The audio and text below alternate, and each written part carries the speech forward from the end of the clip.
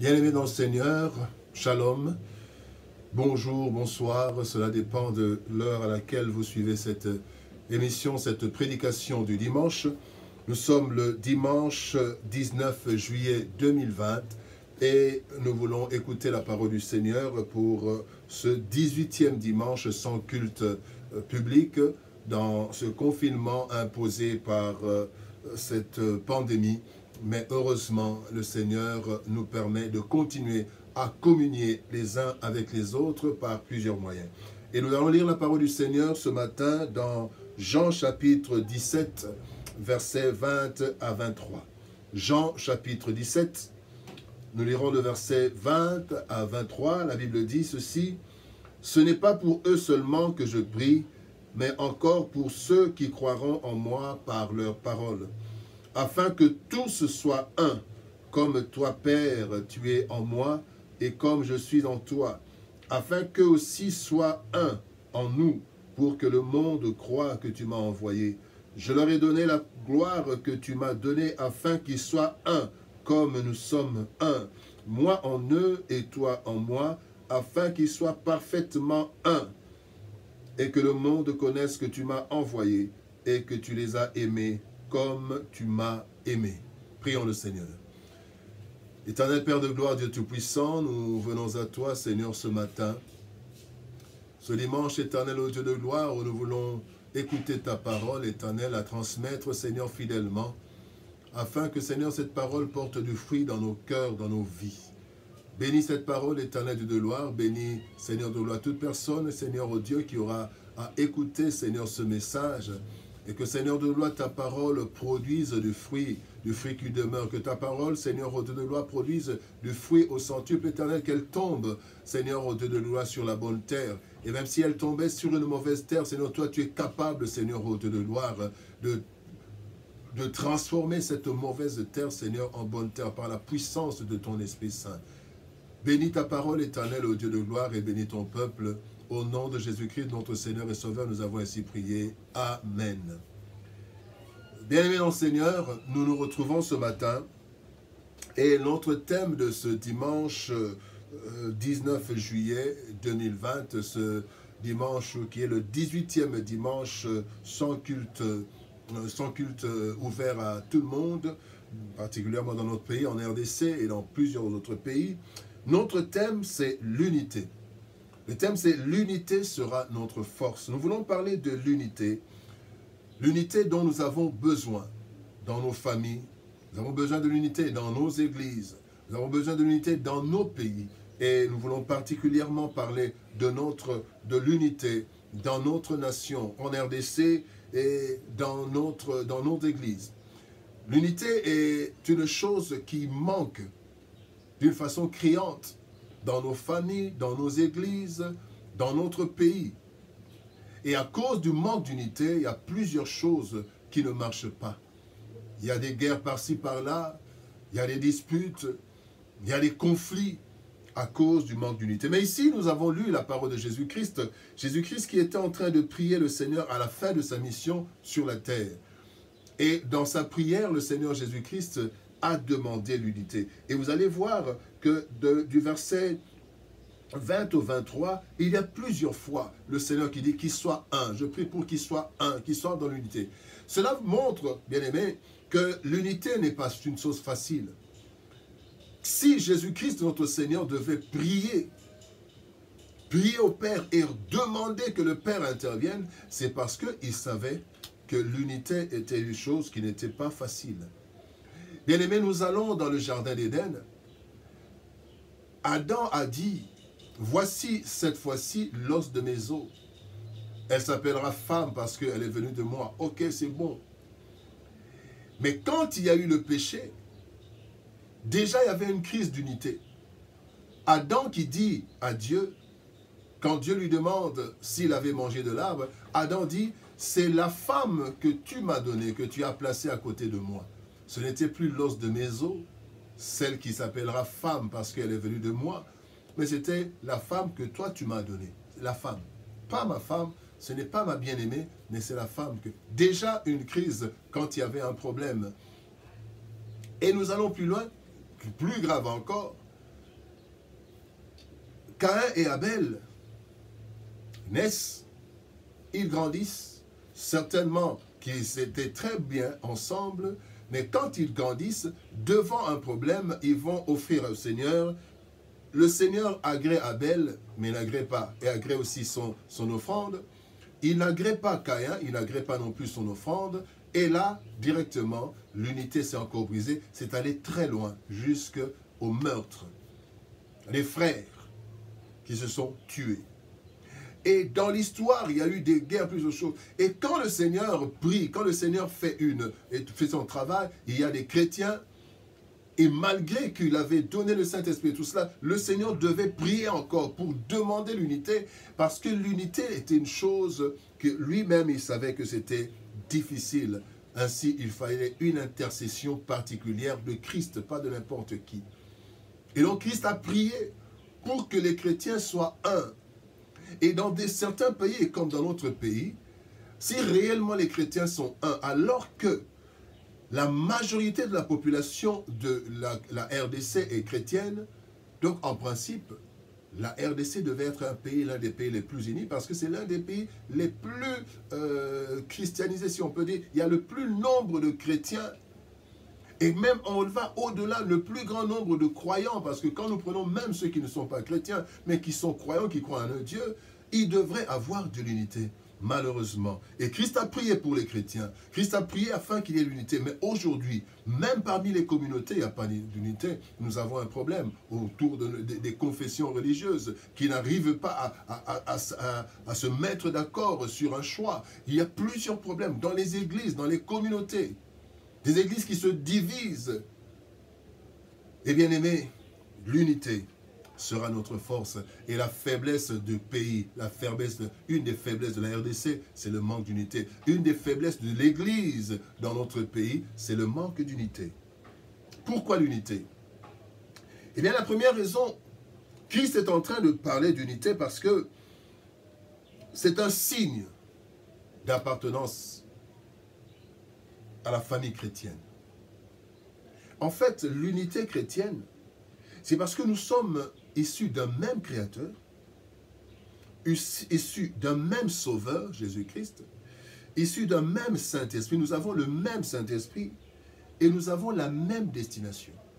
Donc, et là, Christ est en train de dire, c'est même un signe pour que le monde croie. Bien aimé, si le monde ne voit pas l'unité des chrétiens, l'unité des enfants de Dieu, cela sera un problème.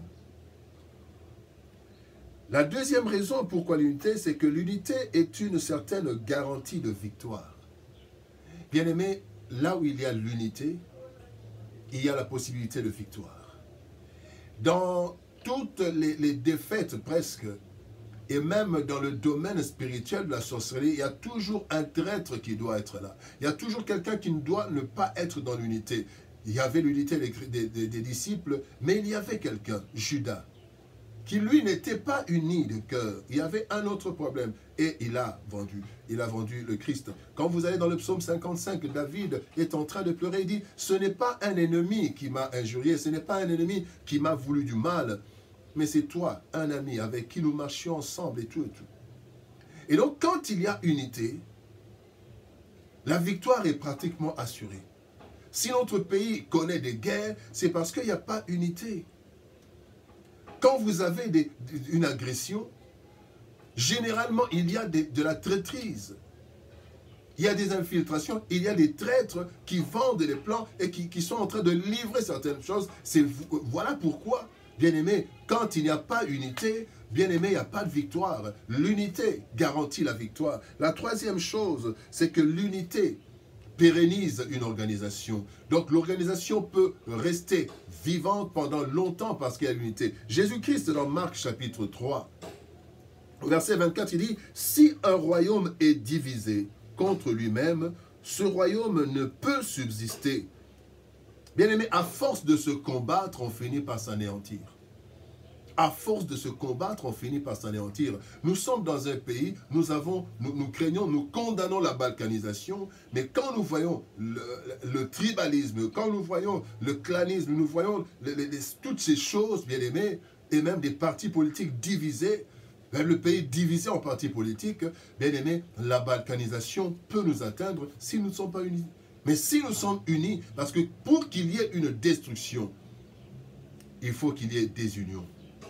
À force de se combattre, nous allons vers l'anéantissement. Christ l'a dit, un royaume qui est divisé contre lui-même, si un royaume est divisé contre lui-même, ce royaume ne peut subsister. Bien aimé, mais nous voulons dire ici aussi que l'unité, il y a de bonnes unités et de mauvaises unités. Il y a des personnes qui s'unissent pour détruire. Ce n'est pas de cette unité dont nous parlons. La Bible nous dit, dans 1 Corinthiens chapitre 11, verset 17, la Bible dit, « Ce que je ne loue point, c'est que vous vous assemblez, non pour devenir meilleurs, mais pour devenir pires. » Bien-aimés, il y a ce qu'on appelle l'association des malfaiteurs. C'est aussi une certaine unité. Il y a des personnes qui s'unissent pour détruire ou pour s'auto-détruire. Ici, il est dit, vous vous unissez non pas pour vous améliorer, pour devenir meilleur, mais pour devenir pire. Et d'autres s'unissent pour détruire d'autres. Et l'unité, bien aimé, l'unité doit viser l'amélioration. L'unité doit viser deux choses, l'amélioration, et l'unité doit viser la gloire de Dieu et non défier Dieu. Et ça, nous trouvons dans Genèse chapitre 11, versets 1 à 4, nous voyons la tour de Babel. Les hommes se sont unis, et voici ce qu'ils ont dit. Toute la terre avait une seule langue, et les mêmes mots. Comme ils étaient partis de l'Orient, ils trouvèrent une plaine au pays de Shinéar, et ils habitèrent et se dirent l'un à l'autre, allons, faisons des briques, cuisons-les au feu, et la brique leur servit de pierre, et le bitume leur servit de ciment. Ils dirent encore, allons, bâtissons-nous une ville, une tour. Bâtissons-nous une ville, c'est bon. Mais voici où est le problème. Une tour dont le sommet touche le ciel. Faisons-nous un nom, afin que nous ne soyons pas dispersés sur toute la terre.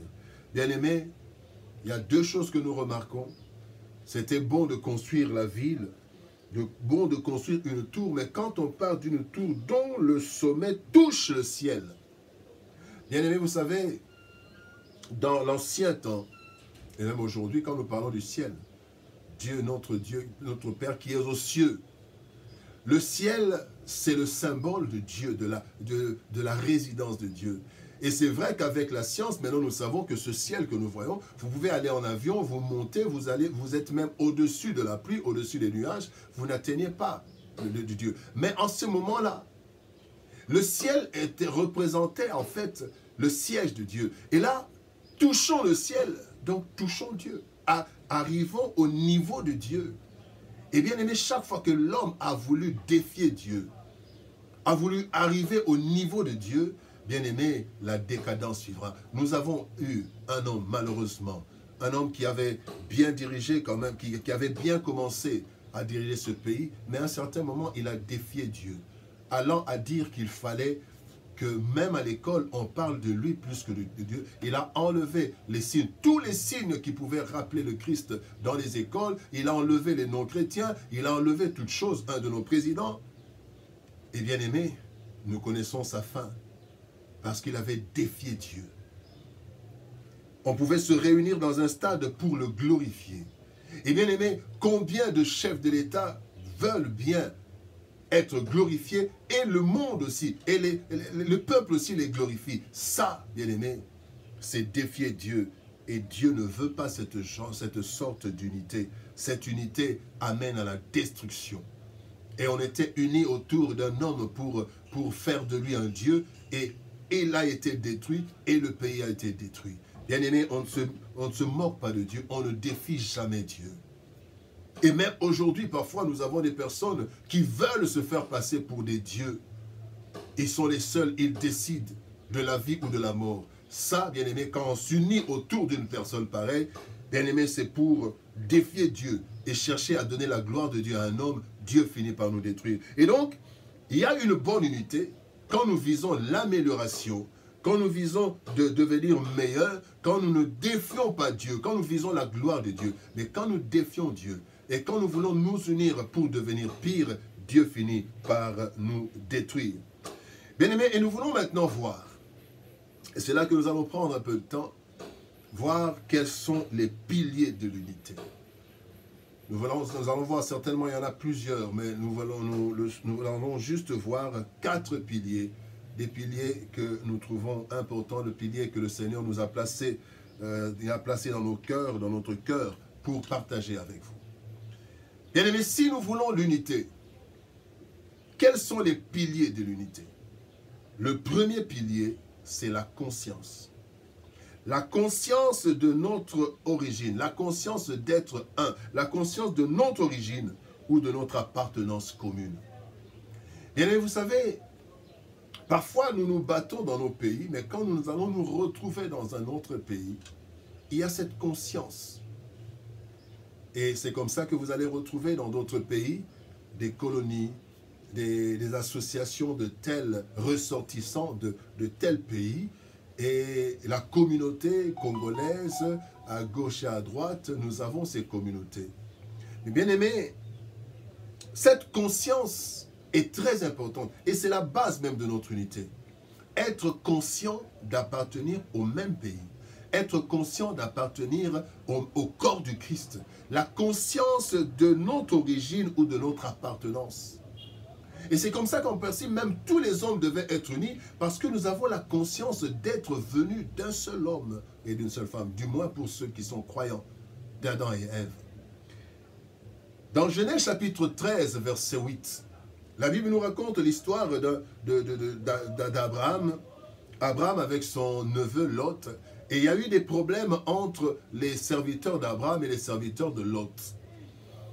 Et voici ce que Abraham dit. Au verset 8, Genèse 13, verset 8, Abraham dit « Qu'il n'y ait point, je te prie, de dispute entre moi et toi, ni entre mes bergers et tes bergers. » Là, il dit « Car nous sommes frères. » Bien-aimés, nous sommes frères. Quelle que soit la différence de région, de tribu, mais nous sommes frères. Nous sommes frères. Quelle que soit la différence même de nation, en Christ, nous sommes frères. Tous les chrétiens devraient être unis.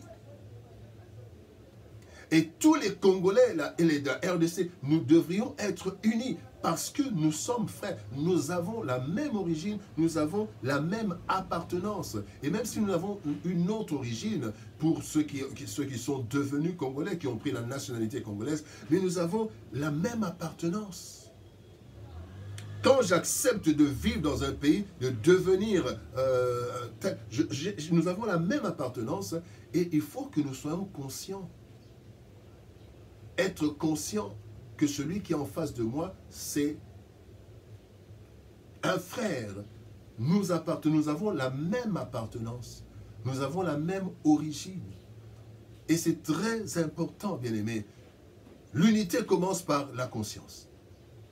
Être conscient que nous sommes de la même origine ou que nous sommes de la même appartenance. Il y a des associations, les anciens de telle école, origine, l'association des médecins, l'ordre des médecins, l'ordre des avocats et tout, l'appartenance. Mais quand nous arrivons, nous avons cette conscience, nous agissons de façon à conserver cette unité. Et Abraham a trouvé une solution. Et ils ont pu trouver une solution. À la base, c'était quoi? Car nous sommes frères. Voilà pourquoi. Quand ils ont trouvé cette solution, quand Abraham a dit cela, Abraham continuera à dire à son fils, à son neveu Lot, voilà, choisis là où tu dois partir. Là où toi tu partiras, moi je choisirai autre chose. Pour que nous puissions être même séparés, mais non divisés. Bien aimés, parfois la séparation peut être possible, une séparation sans division. Nous nous séparons pour éviter, mais nous restons unis. Et c'est ce qui s'est fait. Quand il y a eu Lot qui a été attaqué, Abraham est allé pour délivrer son neveu. Ils n'étaient plus ensemble, mais ils étaient unis. Notre unité dépasse même les frontières, dépasse les espaces, dépasse les distances qu'il y a entre nous. Mais quand nous avons la même origine ou la même appartenance, notre conscience fait que la diaspora, ceux qui sont dans la diaspora, peuvent être, disons, être concernés par ce qui se passe au pays, parce que même s'ils ne sont pas là, mais il y a une conscience d'appartenance. Mais alors il faut une unité pour le bien, pour s'améliorer et non pour se détruire. Le deuxième pilier qui est vraiment un fondement, quelque chose de très important, c'est l'amour. Bien-aimés, il faut de l'amour.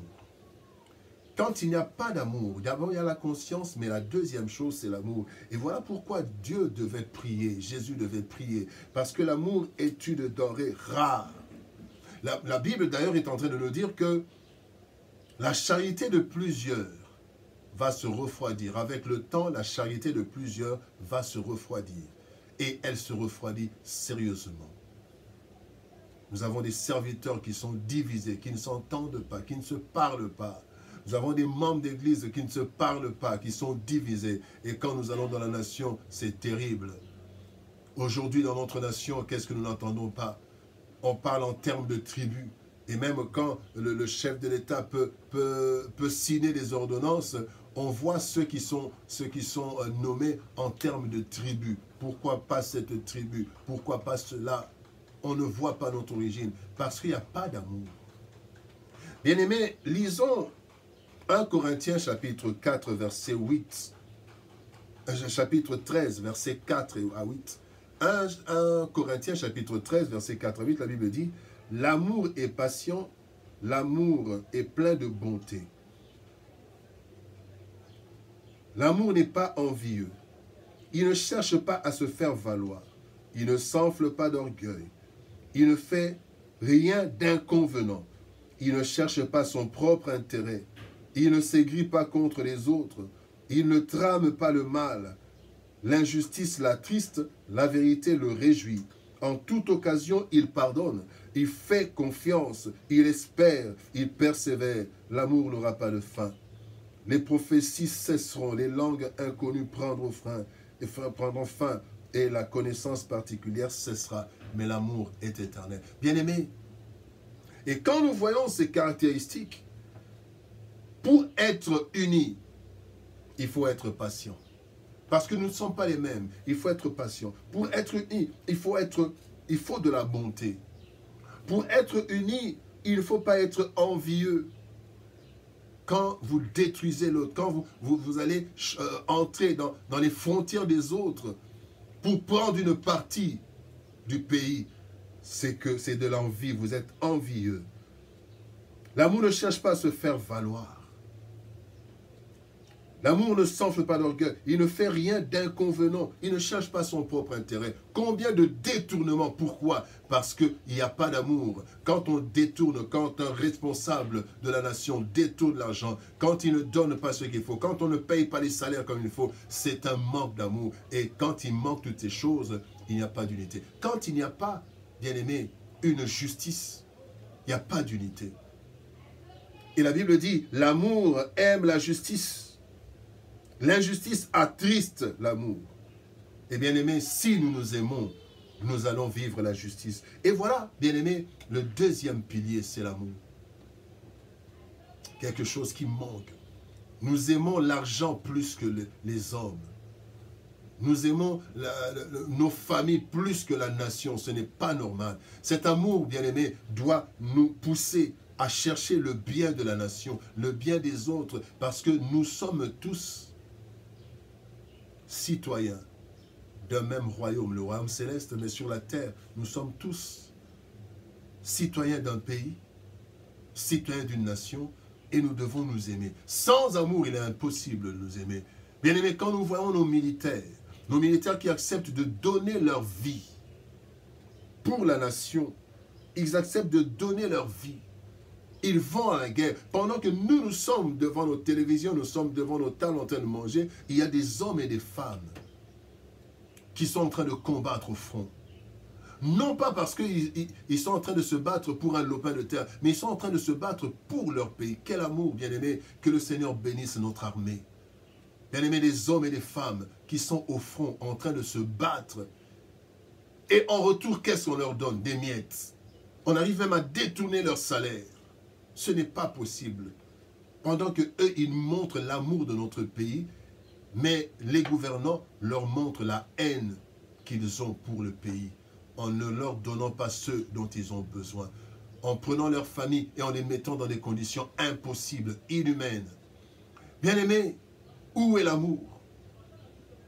Quand les fonctionnaires sont mal payés, et depuis des décennies, cela ne change pas.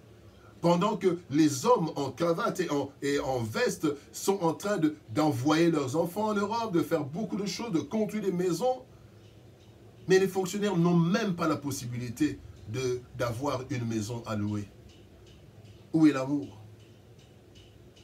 Et comment vivre dans l'unité quand certains sont en train de manger à leur faim et que d'autres n'arrivent même pas à manger une fois par jour? On n'aura pas d'unité tant qu'il n'y aura pas d'amour. Il faut cet amour qui arrive à pousser nos autorités à bien travailler, à avoir l'intérêt. La Bible dit, l'amour ne cherche pas son propre intérêt. Oh Seigneur, comment être unis quand chacun cherche son intérêt? Troisième pilier, c'est l'humilité. Bien-aimé, l'humilité, c'est de considérer les autres au même titre que soi. Et la Bible va même plus loin. Dans Philippiens chapitre 2, verset 3, la Bible dit « Ne faites rien par esprit de parti ou par vain de gloire, mais que l'humilité vous fasse regarder les autres comme étant au-dessus de vous-même. » La simplicité. Bien-aimé, le ministre est serviteur, le président de la République est serviteur, le pasteur est serviteur. Mais aujourd'hui, qu'est-ce que nous voyons? L'orgueil est monté dans nos cœurs et le pasteur est devenu un patron. Il est devenu un supérieur des fidèles, allant à commander les fidèles, à faire faire aux fidèles des choses impensables. Parce qu'il n'y a pas d'humilité. L'humilité fait du grand le serviteur. Le Seigneur Jésus-Christ disait, celui qui veut être grand, celui qui veut être le premier, doit être le serviteur de tous. Le serviteur. Un ministre, c'est un serviteur. Mais aujourd'hui, nous avons des ministres patrons, des ministres qui sont des propriétaires. Les propriétaires du pays. Le président doit être humble. J'ai vu une fois un président, je ne sais pas, en Amérique du Nord, en Amérique latine, un président qui a refusé d'aller au palais royal, qui habitait au palais présidentiel, qui est resté dans sa maison, dans un village. Il était là, il garde du corps et tout, mais il était là, il allait au travail, et du travail, il venait directement, il se met, bien aimé, combien de personnes? C'est vrai qu'on ne va pas exiger cela de tout le monde, mais cela, l'humilité, c'est surtout dans le cœur, parce qu'on peut bien faire des choses extérieurement, on peut montrer une humilité, mais ne pas être réellement humble en soi. L'humilité, bien-aimé, nous pousse à voir les autres comme au-dessus de nous-mêmes et de les considérer, de respecter les autres, de respecter le maçon, de respecter le pousse-pousseur, de respecter le plombier, de respecter les autres, parce que nous savons que ce que nous avons, nous n'avons pas fait un concours. Bien aimé, la Bible dit dans Ecclésiaste chapitre 9, verset 11, la Bible dit, ce n'est pas les plus agiles qui arrivent avant, ce n'est pas les plus forts qui remportent les combats. En fait, il y a les temps et les circonstances. Nous n'avons pas passé un examen. Mais chacun de nous est arrivé par là, par un certain concours de circonstances. Alors pourquoi être orgueilleux? Soyons humbles. Et quand il y a l'humilité, il y a aussi l'unité. Bien-aimés, la dernière chose que nous voulons voir n'est pas la moindre. C'est pour que nous ayons l'humilité, l'unité. Le quatrième pilier, c'est la volonté. Nous avons parlé d'abord de la conscience, mais vous pouvez avoir une conscience, vous êtes conscient. Vous avez de l'amour, vous êtes humble, mais il faut encore la volonté. Parce que l'unité n'est pas une chose facile. La Bible nous dit dans Éphésiens chapitre 4, verset 3, « Vous efforçant de conserver l'unité. » Bien-aimé, pour conserver l'unité, il faut un effort, il faut une volonté. il faut une volonté. Et la volonté vous permettra de fournir les efforts nécessaires pour maintenir l'unité, pour construire l'unité. Et là, bien aimé, c'est encore quelque chose qui manque dans notre pays. Il n'y a pas de volonté. Chacun dit aimer le pays. Chacun dit avoir la conscience d'appartenir à ce pays. Mais nous n'avons pas la volonté. Nous n'avons pas la volonté. Une volonté un peu comme cette femme qui avait la volonté de voir son fils rester vivant. Et elle a préféré même laisser son fils au bras de l'autre quand Salomon, le roi Salomon, voulait diviser l'enfant en deux. Et la femme qui n'avait rien à faire de cet enfant a dit, ok, divisez-le. Déchirez-le, découpez-le. Et l'autre femme qui aimait, qui avait l'amour, mais qui a aussi la volonté de voir son enfant grandir, elle a dit, ok. Mais combien de personnes sont prêtes à dire, voilà, si ça ne va pas, c'est moi ou c'est rien, c'est mon chef ou c'est rien. Bien aimé, l'humilité ou la volonté doit nous aider à nous efforcer. Nous efforcer de trouver les solutions. Qu'est-ce que nous pouvons faire? Réfléchir, trouver des solutions. La volonté, bien aimé, compte pour beaucoup. L'unité sera notre force, bien-aimé. L'unité sera notre force et la division sera la plus grande faiblesse de notre pays, la plus grande faiblesse de nos églises. Aujourd'hui, l'église n'a plus sa force parce que l'église est divisée. Plusieurs serviteurs de Dieu sont divisés, des églises divisées. On vient ensemble, on prend la Sainte Seine, mais division entre les membres, ce n'est pas normal. Et dans le pays, n'en parlons pas. Nous sommes en train d'aller vers la destruction, vers la déchéance de notre pays. Si nous ne sommes pas unis, cette balkanisation dont nous parlons souvent va arriver si nous ne sommes pas unis. Elle arrivera parce que ceux qui veulent notre destruction savent quelles sont les personnes qui peuvent toucher. Quand nous ne sommes pas dans l'unité, on vend tout. Et quand les responsables ne mettent pas la population dans des conditions normales, là, il y a division parce que la population ira ailleurs pour chercher des solutions. Il y a division. Bien-aimés, que Dieu nous aide à conserver l'unité. Jésus-Christ a prié pour qu'il y ait l'unité des chrétiens. Et si tous les chrétiens de la République démocratique du Congo étaient unis, le pays sera uni parce que la majorité de la population est chrétienne. Mais nous avons des chrétiens divisés qui s'entretuent même entre eux. Nous nous entretuons. Nous sommes divisés. Et le pays aussi est divisé. Que le Seigneur nous aide à conserver l'unité. L'unité des cœurs. Que nous ayons la conscience de l'unité. Que nous ayons de l'amour, l'humilité et la volonté de vivre ensemble. Prions le Seigneur. Éternel Père de gloire, Dieu Tout-Puissant,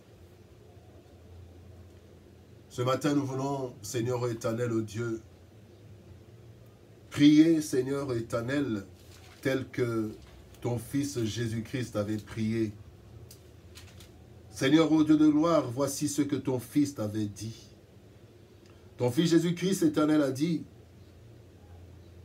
je prie pour tous ceux qui croient en ta parole, afin que tous soient un. Oui, Père, je te prie, afin que tous soient un.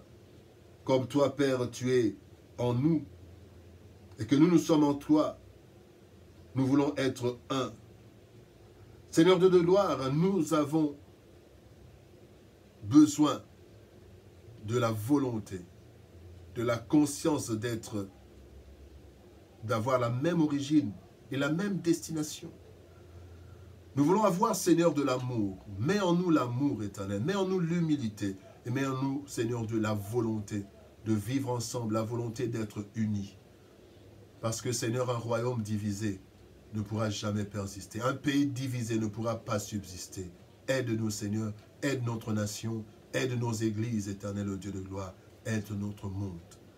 Que ta grâce, éternelle, Dieu de gloire, soit sur nous, et que, Seigneur, la prière de Jésus-Christ, de Jean 17, Seigneur, soit exaucée encore aujourd'hui dans nos vies, dans nos familles et dans notre nation.